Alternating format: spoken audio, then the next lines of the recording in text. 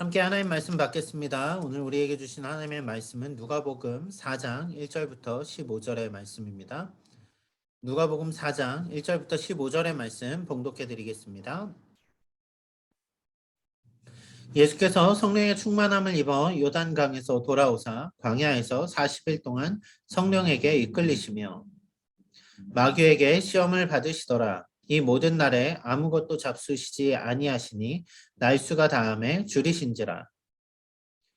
마귀가 이르되 내가 만일 하나님의 아들이거든 이 돌들에게 명하여 떡이 되게 하라. 예수께서 대답하시되 기록된 바 사람이 떡으로만 살 것이 아니라 하였느니라. 마귀가 또 예수를 이끌고 올라가서 순식간에 천하 만국을 보이며 이르되 이 모든 권위와 그 영광을 내가 내게 주리라. 이것은 내게 넘겨준 것이므로 내가 원하는 자에게 주노라. 그러므로 내가 만일 내게 절하면 다 내 것이 되리라. 예수께서 대답하여 이르시되 기록된 바 주 너의 하나님께 경배하고 다만 그를 섬기라 하였느니라. 또 이끌고 예루살렘으로 가서 성전 꼭대기에 세우고 이르되 내가 만일 하나님의 아들이거든 여기서 뛰어내리라. 기록되었을 때 하나님이 너를 위하여 그 사자들을 명하사 너를 지키게 하시리라 하였고 또한 그들이 손으로 너를 받들어 내 발이 돌에 부딪히지 않게 하시리라 하였느니라. 예수께서 대답하여 이르시되 주 너의 하나님을 시험하지 말라 하였느니라. 마귀가 모든 시험을 다한 후에 얼마 동안 떠나니라. 예수께서 성령의 능력으로 갈릴리에 돌아가시니 그 소문이 사방에 퍼졌고 친히 그 여러 회당에서 가르치심에 무사람에게 칭송을 받으시더라. 아멘. 오늘 누가복음 4장 1절부터 15절 말씀을 통해서 왜 굳이라는 말씀을 같이 나누려고 합니다. 말씀 가운데 많은 도전이 있기를 바랍니다. 여러분 혹시 다원주의라는 말 아십니까? 다원주의. 영어로는 플로럴리즘이라는 표현을 쓰는데요. 다원주의라는 것은 저는 상당히 좋은 의미인 것 같습니다. 어떤 의미에서요? 다원주의를 사전적으로 찾아보면 이런 의미로 나오거든요. 가치의 다양성이 허용되고 존중되는 시대, 경쟁, 갈등, 협력 등에 의하여 민주주의적으로 운영된다는 사상. 그러니까 너도 다르고 나도 다름을 서로 인정하고 그 가운데 서로 하나된 목소리를 자연스럽게 만들어가는 것. 모든 가치가 존중되는 그런 시대, 다양성이 인정되는 시대, 그런 시대, 오늘을 살아가는 우리 시대에 마치 딱 맞는 이야기 같지 않습니까? 가끔 청년들하고 대화를 해보면 지금 20대의 생각은 과연 너무나도 다양하니까요. 과연 어느 다양성의 시대에 맞춰야 내가 대화를 할 수 있을까 고민이 될 정도로 정말로 다양한 시대를 살아가는 것을 봅니다. 성적인 정체성에서부터 또 자신이 생각하는 도덕적인 가치관까지 너무나 다양한 가운데서 세상에선 이런 말을 하죠. 어제의 적이 오늘의 친구가 된다. 서로의 이해관계가 맞으면 함께 갈 수 있고 이해관계가 맞지 않으면 언제든지 서로 다른 길을 가도 이상하지 않은 시대. 그게 바로 오늘의 시대가 되어버린 것 같습니다. 다원주의라는 말 자체가 사회에서 이야기할 때는 서로가 서로를 인정하는 개념으로서 어느 정도 좋게 받아들일 수 있는데 문제는 다원주의가 기독교 정체성 안으로 들어올 때는 문제가 생깁니다. 어떤 면에서 그럴까요? 존 힉이라는 기독교계의 한 목소리를 내는 분은 이런 이야기를 합니다. 하나님은 모든 피조물의 아버지이시기 때문에 온 인류에 대한 무한한 사랑을 가지고 온 세상 모든 남녀를 구원하신다. 다른 세계 종교 모두를 똑같은 신의 실제주의를 회전하고 있는 것이다. 다른 세계 종교 모두 다 똑같은 신의 실제주의를 회전하고 있는 것이다. 이게 말이 되게 교묘하게 어려운 것 같은데 이런 이야기예요. 하나님은 모든 세상의 아버지, 모든 피조물의 창조주이시기 때문에 온 세상 사람들을 구원하십니다. 그러니까 다른 신을 믿는 사람들도 결국은 잘 믿다 보면 하나님을 만나게 될 겁니다. 이런 얘기예요. 종교다원주의라고 하죠. 다른 종교에도 구원이 있을 수 있습니다. 이런 이야기를 하는 거예요. 여러분 이 이야기를 어떻게 생각하십니까? 기독교의 그 진리, 복음의 진리를 사람들은 배타적이라고 말합니다. 왜 당신들만 구원을 얻습니까? 왜 당신들의 종교만 천국을 간다고 말합니까? 이렇게 말하는 게 다원주의 사회에서 불편한 시대가 되어버렸는데 그러다 보니까 교회 안에서도 어떤 사람들은 다른 종교도 괜찮습니다. 열심히 믿으십시오. 거기서도 구원받을 수 있는 길이 있을 겁니다. 이런 식으로 얘기를 하는 거죠. 여러분, 저는 이렇게 이야기하는 크리스천들이 있다면 한번 이렇게 얘기해 보고 싶어요. 만약에 구원받는데 다른 길이 있다면, 구원에 다른 길이 있다면 왜 굳이 예수님이 이 땅에 오셨냐는 거죠. 왜 굳이 예수님이 십자가에 죽으셨겠습니까? 여러분, 하나님이신 예수님이 뭐하러 이 땅 가운데 오셨겠습니까? 다른 길이 있으면요. 다른 종교 믿으면 되잖아요. 착하게 살면 되잖아요. 그게 아니니까요.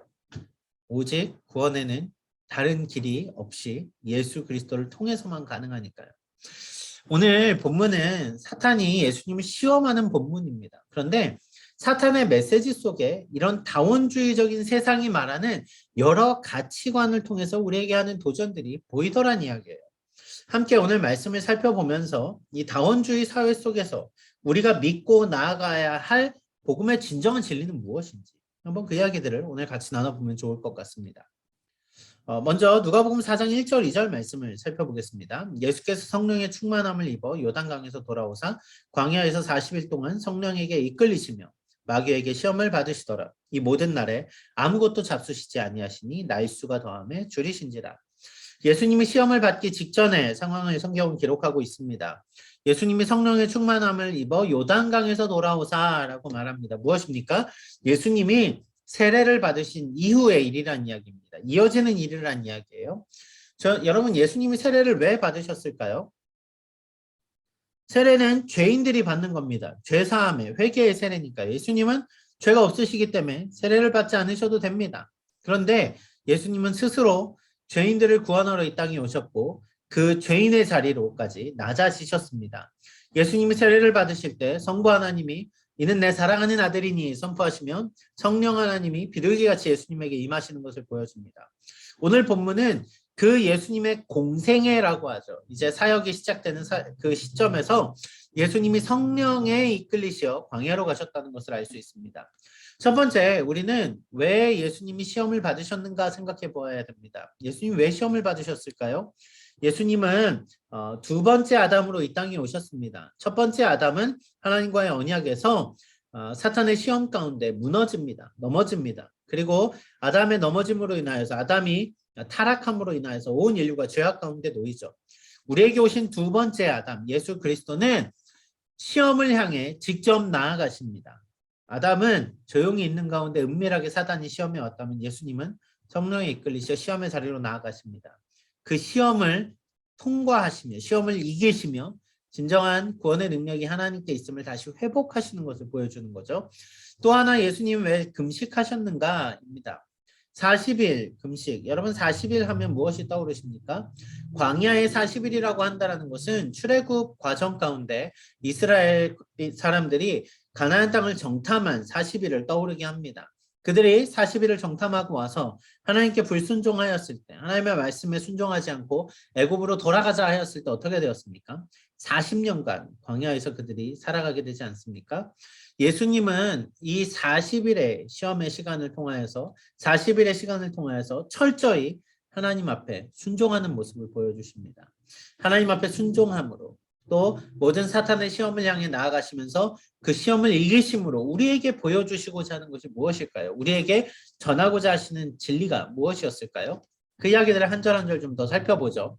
3절에 보면 사탄이 예수님께 이렇게 시험합니다. 내가 만일 하나님의 아들이거든 이 돌들에게 명하여 떡이 되게 하라. 내가 만일 하나님의 아들이거든 이렇게 말합니다. 여러분 놀랍지 않습니까? 사탄이 예수님이 하나님의 아들인 걸 알고 있습니다. 세상 사람들은 몰랐는데 사탄은 알고 있었어요. 그런데 그걸 사탄이 이용을 합니다. 어떻게요? 내가 만일 하나님의 아들이라면 왜 굳이 사람이 돼서 이 땅에 왔는가 이야기를 하는 거예요. 하나님의 아들이면 하나님의 아들로 있으십시오. 당신은 충분히 그럴 자격이 있습니다. 당신은 하나님의 아들로서 그냥 그렇게 살아가십시오. 굳이 사람이 될 필요 없지 않습니까? 사람처럼 그렇게 하지 마시고 그냥 하나님의 아들처럼 사십시오. 자, 어떻게 하면 살 수 있습니까? 이 돌을 명하여서 떡이 되게 하십시오. 당신의 필요를 모두 채우는 일을 보여주면 사람들은 당신을 하나님의 아들로 받들 것입니다. 하나님의 아들로 그냥 그 영광 받는 위치에 있다가 그냥 돌아가시면 돼요. 하나님의 아들이어든 사람이 되지 말고 하나님의 아들로 남아 있으라 말합니다. 하지만 예수님은 하나님의 아들이신 예수님이 이 땅 가운데 사람의 아들로 인자로 내려오셨습니다. 왜요? 우리의 죄 때문에 우리를 구원하시려고 말이죠. 두 번째, 사탄은 예수님에게 이 돌들에게 명하여 떡이 되게 하라 말합니다. 지금 예수님은 줄이셨습니다. 음식이 필요합니다. 사탄이 말하는 것은 무엇입니까? 당신의 필요를 채우십시오. 이 얘기입니다. 여러분, 예수님은 보리떡 5개와 물고기 2마리로 5천 명을 먹이실 수 있는 분이시죠. 여러분, 왜 예수님이 배고픈 가운데 여러분 이 모든 일들을 행할 수 없으시겠습니까? 여러분, 예수님이 사람으로 오셨기 때문에 40일 금식하시면 배고픈 게 맞습니다. 너무 배고픈데 사탄은 그 시점에 필요한 게 음식이니까 음식을 채우라 말합니다. 너무 당연한 이야기 같죠? 그런데 여러분, 이 메시지도 잘 살펴봐야 돼요. 뭐냐면요, 우리는 세상을 살아가며 우리에게 꼭 필요한 것들이 있습니다. 옷, 의식주라 그러죠. 음식, 집, 맞습니다. 우리에게 꼭 필요한 것들이 있어요. 그런데 우리는 이 필요한 것을, 사탄은 어떻게 말하냐면요, 그 필요한 것을 너 스스로 열심히 해서 채워라고 말하는 거죠. 그런데 예수님은 뭐라고 대답하십니까? 예수님이 이렇게 말씀하시죠. 예수께서 대답하시되 기록된 바 사람이 떡으로만 살 것이 아니라 하였느니라. 같은 본문을 기록한 마태복음은 뭐라고 말씀하십니까? 떡으로만 살 것이 아니요 하나님의 말씀으로 살 것입니다. 여러분, 세상에 필요한 것이 있어요. 예수님이 이게 신명기 말씀을 인용하여서 해주시는 말씀인데요. 세상에 필요가 있습니다. 우리는 그 필요를 채울 필요가 우리에게 채워져야 살아갈 수 있죠. 그런데 더 중요한 게 있다는 이야기예요. 사람에게 떡이 필요 없는 건 아니지만 떡으로만 살 수 없습니다. 돌이 떡이 되게 하는 것, 그것은 잠시 살아가는 생명을 연장시켜 줄 수 있을지 모르지만 그것이 다가 아니란 말입니다. 더 놀라운 건 뭐냐면요, 사탄은 당신의 필요를 당신 스스로 채우십시오 이렇게 말하거든요. 그런데 예수님은 무엇입니까? 하나님의 말씀으로 하나님의 뜻을 이루는 삶. 여러분, 뭐예요? 나의 필요를 내가 채우는 게 아니라 나의 필요를 공급하시는 하나님을 붙잡는 삶, 그 삶을 살아야 된다는 것을 예수님은 대답해 주시는 겁니다. 여러분, 우리는 우리의 일생 가운데서 여러분 얼마나 우리의 필요를 놓고 우리 스스로 그것을 채우기 위해 아둥바둥 살아가고 있습니까? 여러분, 그 모든 게 필요 없다라는 게 아니에요. 분명히 필요한 것들이 맞습니다. 물질 필요하지요. 예, 직장도 필요하고 모든 사람 사이에 친구들도 필요하고 다 필요합니다. 그런데 그것들만 바라보고 살아가다가는 결국 사탄의 기뻐하는 대로 살다 끝나게 된단 말이에요. 우리에게 정말 필요한 건 무엇입니까? 하나님의 뜻을 이루는 것, 하나님의 말씀으로 살아가는 것, 그건 아니겠습니까? 우리의 필요보다 하나님의 뜻을 이루는 삶, 예수님은 그것을 우리에게 이야기해주고 계시다라는 거죠. 첫 번째 시험에서 사탄은 우리의 필요를 놓고, 예수님의 필요를 놓고 다가와 예수님을 하나님의 아들로 남아있게 하려 하였지만 예수님은 하나님의 뜻에 순종하는 모습으로 그 답을 주십니다. 사탄이 두 번째 시험을 합니다. 무엇입니까? 5절에서 7절입니다. 마귀가 또 예수를 이끌고 올라가서 순식간에 천하만국을 보이며 이르되 이 모든 권위와 그 영광을 내가 내게 주리라. 이것은 내게 넘겨준 것이므로 내가 원하는 자에게 주노라. 그러므로 내가 만일 내게 절하면 다 내 것이 되리라. 사탄은 자신을 경배하라 말합니다. 왜요? 뭘 보여줬어요? 천하만국을 보여줬거든요. 천하만국. 여러분, 천하만국 그 속에는 화려함이 있습니다. 모든 좋아 보이는 것들이 우리의 눈을 유혹합니다. 미혹합니다. 여러분, 세상이 죄 가운데 있기 때문에 사탄의 것이라고 생각하십니까? 아니요. 사탄의 것은 처음부터 있지 않았습니다. 하나님의 것입니다. 그런데 사탄은 자신의 것이라고 속입니다. 사탄이 줄 수 있는 게 무엇입니까? 정말 그 좋은 것들을 다 사탄이 줄 수 있습니까? 아니잖아요. 진정한 필요를 채우시는 것은 오직 하나님이십니다. 사탄이 주는 것이 뭐예요? 사탄은 우리를 현혹합니다. 미혹합니다. 아주 좋아 보이는 것들로 우리를 미혹을 해요. 뭔가 내가 가지면 화려해질 수 있는 그것, 내가 그것을 소유하면 행복해질 거라고 믿는 그것, 직장이 될 수도 있고요. 여러분의 승진이라는 게 될 수도 있고, 여러분의 집, 사고 싶은 집이 될 수도 있고, 자동차가 될 수도 있습니다. 온갖 화려한 것들을 우리 눈에 보여주고 순식간에 우리에게 보여주면서 나를 섬기면, 나를 따라오면 내가 이것을 줄게 라고 말합니다. 오늘날 아마도 사탄이 내가 줄게 사탄을 경배해 라고 우리에게 속삭이는 목소리를 들은 분들은 없을지 모르지만 사탄의 원리는 오늘도 똑같이 적용됩니다. 무엇입니까? 세상이 그 모든 것을 얻으면 행복해질 거라고 그것들을 섬기는 삶을 살라. 여러분 그게 우상 아닙니까? 여러분의 삶은 무엇을 위해 쏟아내고 있습니까? 나의 행복, 나의 미래, 나의 가치 투자. 여러분 그것들이 우상이 되는 순간 우리는 그것들을 통하여서 원하는 것을 이룰 수 있을 거라고 생각하지만 그 속에는 분명한 거짓이 있습니다. 무엇인가요? 그것이 결코 여러분을 행복하게 해줄 수 없다는 이야기예요. 사탄은 지금도 눈에 보기 좋은 그것들을 통하여서 우리를 유혹합니다. 우리를 미혹합니다. 내가 다 줄게 이렇게 말하죠. 하지만 사탄의 메시지는 거짓입니다. 예수님은 이제 이렇게 말씀해 주시죠. 예수께서 대답하여 이르시되 기록된 바 주 너의 하나님께 경배하고 다만 그를 섬기라 하였느니라. 세상에 행복해지는 그것을 쫓아가고 그것을 믿고 그것을 따라가는 순간 그것이 우리의 우상이 되고 맙니다. 하지만 우리에게 예배의 대상은 오직 하나님뿐입니다. 다시요. 세상이 그것이 아니라 하나님을 쫓아 살아갈 때 세상의 명예가 아니라 세상의 부요함이 아니라 세상에 잘 나가는 그것이 아니라 하나님을 예배하며 살아갈 때 우리는 진정한 기쁨과 소망 가운데 살아가게 될 거란 이야기죠. 사탄이 주는 결과물은 멋지게 포장되어 있지만 우리를 멸망의 길로 인도합니다. 하지만 우리 하나님께 나아가는 그 길은 우리를 생명의 길로 인도합니다. 오직 우리의 경배할 대상, 하나님만을 예배하는 것, 그것이 바로 우리의 삶의 진정한 답이란 말이죠. 온전한 예배가 회복될 때, 하나님을 영화롭게 하는 삶을 살아갈 때 우리는 그 속에서 진정한 자유를 회복합니다. 우리 인생의 목적이 회복됩니다. 하나님의 영광이 우리 삶에 가득함을 경험하게 될 것입니다. 사탄의 메시지에 넘어가서 현혹되어서 이 세상에 좋아 보이는 그것들 때문에 오늘 우리가 살아가고 있다면 이 시간 다시금 주님만 예배하는 자로 회복되며 서는 여러분 모두가 되시길 소원합니다. 세 번째 질문이 시작됩니다. 무엇입니까? 또 이끌고 예루살렘으로 가서 성전 꼭대기에 세우고 이르되 내가 만일 하나님의 아들이거든 여기서 뛰어내리라. 기록되었을 때 하나님이 너를 위하여 그 사자들을 명하사 너를 지키게 하시리라 하였고 또한 그들이 손으로 너를 받들어 내 발이 돌에 부딪히지 않게 하시리라 하였느니라. 여러분 사탄은 처음에는 우리의 반드시 인생에 필요한 필요를 채우라고 말합니다. 두 번째 좋아 보이는 그것을 섬기라고 말합니다. 세 번째는 무엇입니까? 기록되었으되 이게 무슨 말일까요? 말씀을 가지고 와서 우리를 미혹합니다. 실제로 이것은 시편 91편의 말씀입니다. 사탄이 성경을 인용했다는 거 놀랍지 않습니까? 그런데 사탄은 그렇게 우리를 미혹합니다. 그럴싸하게요. 시편 91편 11절 12절 말씀 보시죠. 그가 너를 위하여 그의 천사들을 명령하사 내 모든 길에서 너를 지키게 하심이라. 그들이 그들의 손으로 너를 붙들어 발이 돌에 부딪히지 아니하게 하리로다. 똑같지 않습니까? 너를 위하여 사자들을 명하사 너를 지키게 하시리라. 어떻습니까? 여러분 사탄은 이렇게 말씀을 통하여서 우리에게 다가옵니다.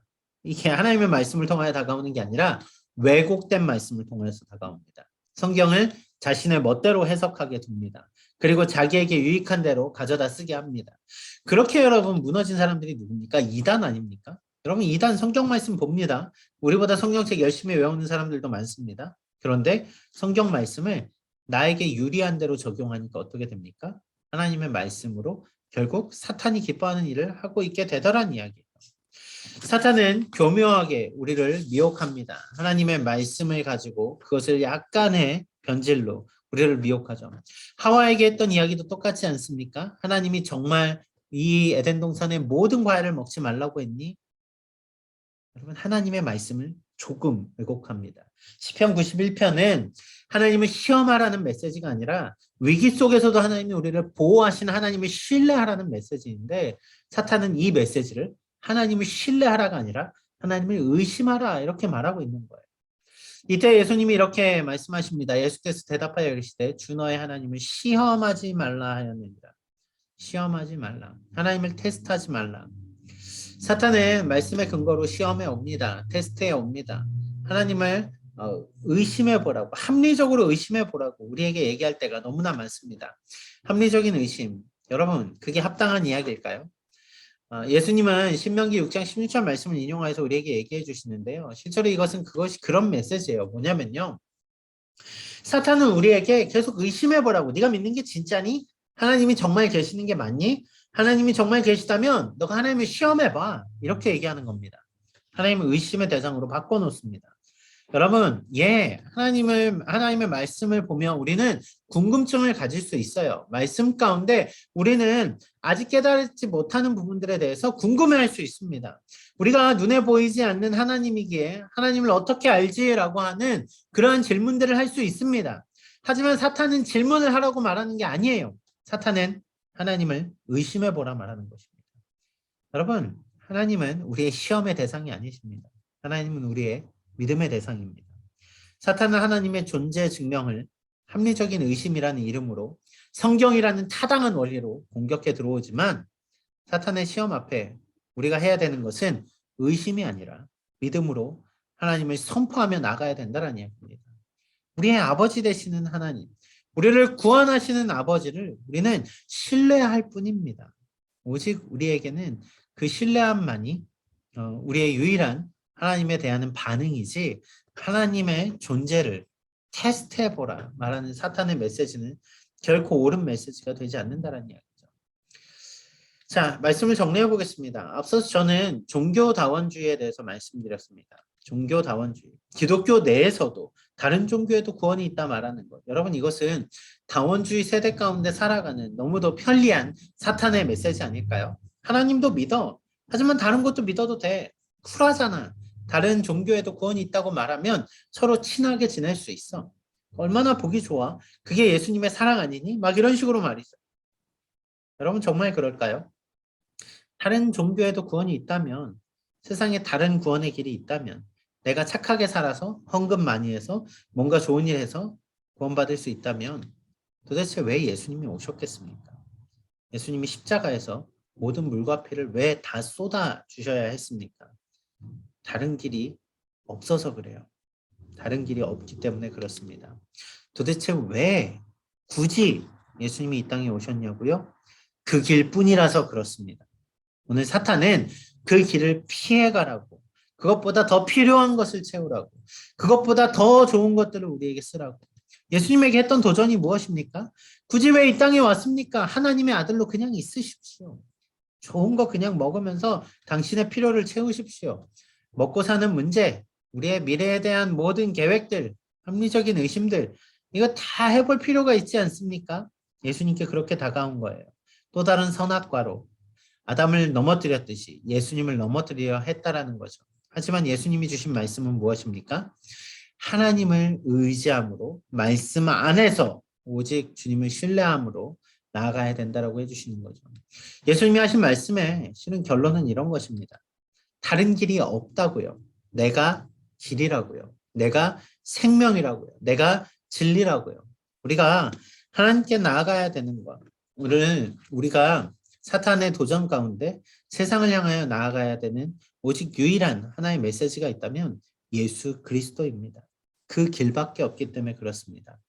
여러분 1 더하기 1이 2도 될 수 있고 3도 될 수 있다라고 말하는 것은 그것은 거짓입니다. 그것은 다원주의가 아니라 진리가 아닌 거짓말인 것입니다. 그렇죠? 1 더하기 1은 2예요. 그것은 진리입니다. 오직 예수님만이 구원의 길이십니다. 이것은 타협해서 얻을 수 있는 답이 아닙니다. 그것이 진리이기 때문에 그렇습니다. 세상이 주는 도전 앞에, 사탄이 주는 메시지들 앞에 여러분은 오늘 어떠한 삶을 살아가시겠습니까?